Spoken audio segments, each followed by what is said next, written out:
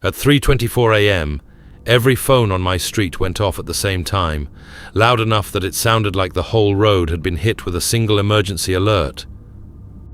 Mine didn't. The sound pushed through the walls in overlapping bursts, slightly out of sync. It wasn't one clean tone. It was layered, uneven, and loud enough to pull me awake before I even understood what it was. I grabbed my phone straight away, expecting to see the same alert on my screen. It was 3:24 a.m. I had no alert, no notification, nothing at all. Outside, the alarms continued for several long seconds, long enough for lights to begin switching on across the road. Then, they stopped completely. When the noise stopped, the quiet didn't feel normal. Everything stopped at once. I was still lying in bed, staring at the ceiling, so I couldn't see outside. But the usual night sounds weren't there anymore. No distant cars, no wind, nothing moving. I stayed still, waiting for my phone to lag behind. It didn't. I got out of bed and walked to the front window without turning any lights on. I pulled the curtain back just enough to see the street while keeping myself out of view. Across the road, bedroom lights were on in nearly every house. Curtains shifted. Windows opened. People stepped into view holding their phones in front of them. Their faces were lit from below by their screens. No one looked confused. No one looked frightened. They were all reading, focused, as if they had all received the same message. My phone remained blank in my hand. Then, it vibrated once. A short, single pulse. A message appeared without a number or name attached. Stay inside. Do not let it see you. There was no header, no alert tone, no follow-up information. Just that sentence. Stay inside. Do not let it see you. I looked back outside. Almost together, the neighbours lowered their phones. Then, without speaking to one another, they turned their heads toward the far end of the road. All at the same time. I looked at the junction beneath the streetlight that flickers some nights, the one at the end of the road. At first, I couldn't see anything. Then a figure stepped into the light and began walking down the middle of the road. It moved slowly, one step at a time, and didn't look at any of the houses as it came closer. It didn't turn its head. It didn't slow down or speed up. It just kept walking down the middle of the road, steady and deliberate. It reached the first house on the corner and stopped directly beneath the upstairs window. The man who lives there leaned forward slightly, both hands pressed against the glass. The porch light above his front door began to dim. The man didn't step back. The light lowered gradually and evenly until the doorway was barely visible, then went out completely. The house sank into darkness. The figure remained where it was. After several seconds, the porch light returned to full brightness. The man was still at the window, but he was standing upright now. His arms were hanging at his sides. He wasn't leaning anymore. The figure moved on. At the second house, a woman stood at a half-open window with her curtain lifting slightly in the air. The figure stopped beneath her. The porch light dimmed in the same controlled way. Instead of closing the window, she leaned forward. The light went out. This time, it stayed out longer. I counted without meaning to. 5 seconds. 10. 15. When the porch light returned, she was upright, her arms at her sides. She was no longer looking down at the figure. She was looking straight ahead, toward my side of the street. My phone vibrated again. Stay away from the glass.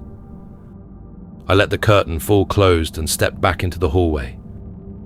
Across the road, another porch light began to dim.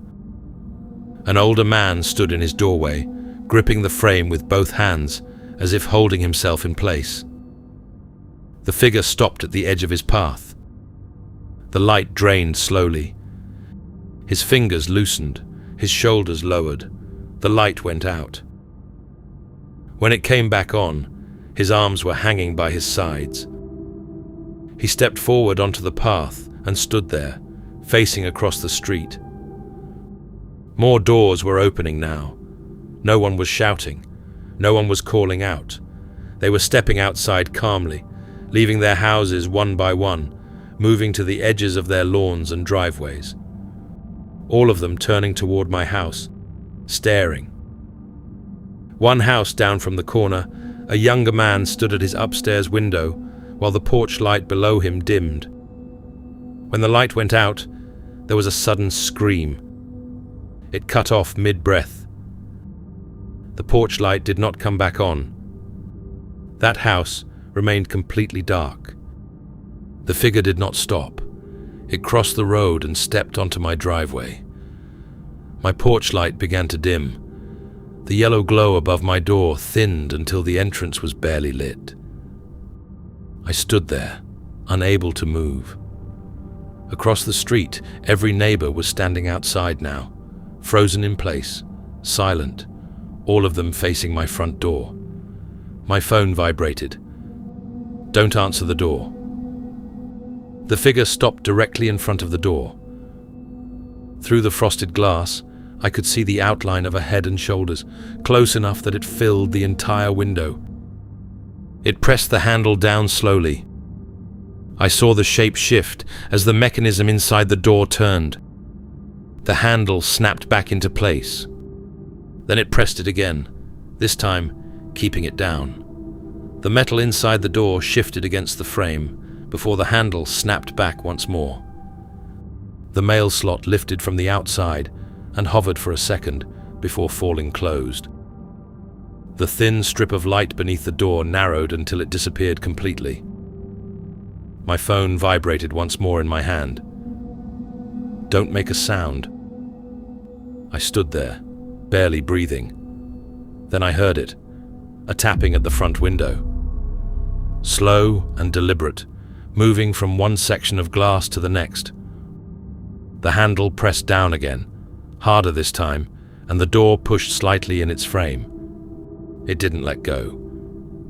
Through the glass, I saw the outline shift closer. The door bowed inward a fraction as it leaned its weight against it. Across the road, Mrs. Hargreaves stepped off her path and onto the pavement. I hadn't seen her leave her house. Her husband came to stand beside her. Then another neighbor stepped forward. Then another. One by one, they left their driveways and front steps and moved to the edge of the street, forming a silent line along the curb. All of them standing still, all of them looking at my house. The tapping stopped, and the pressure eased. And everything went quiet. Nothing moved outside. The street stayed still as the minutes passed. Gradually the sky began to lighten. The darkness faded into early grey, and a thin, pale line showed above the rooftops. The porch light above my door grew bright again. He stepped back from the door, and I saw the line of light return beneath it. He turned, walked down my driveway, crossed the road without looking at anyone, and continued toward the junction. The neighbors stayed where they were for a few seconds after it left, still facing my house. Then, almost at the same time, they turned and went back inside without saying a word. The man who lives across from me never came out. I couldn't see him anywhere. When the sun rose fully, the street looked normal again. Cars passed as they always do. A bin lid slammed somewhere down the road. Mrs. Hargreaves stepped outside and picked up her milk, not once looking toward my window. I did not sleep the following night. At 3:23 a.m., my phone vibrated in my hand. There was no street-wide alarm this time, just mine. One message. You looked. At 3:24, every bedroom light across the road came on at once. Curtains shifted, windows opened. Each neighbour stepped into view. They were already facing my house. At the end of the street, beneath the same streetlight, a figure stepped into the road. It did not stop at the corner house. It walked straight toward me.